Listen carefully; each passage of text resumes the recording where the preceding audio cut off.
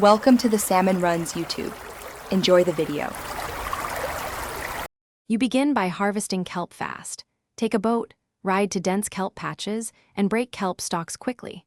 Once done, stack at least 30 kelp in a chest so you have continuous input. Make sure to place 3 furnaces side by side with a hopper feeding the first furnace and chests to collect output. Use dried kelp blocks or coal as initial fuel so you can start smelting immediately. This setup lets you convert a big batch without interruptions. Once the basic array runs, expand by chaining more furnaces and hoppers to increase throughput. You want kelp to drop from a top chest into each furnace via hoppers, so every furnace keeps smelting without player input. Make sure to balance fuel.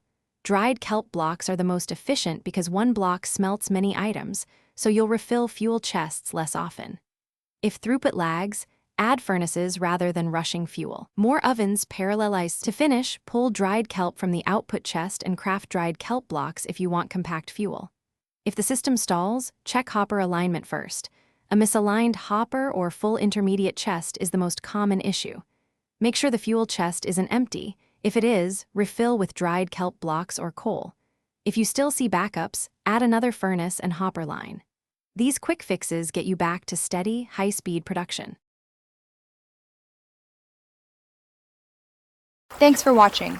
Consider subscribing if we helped you.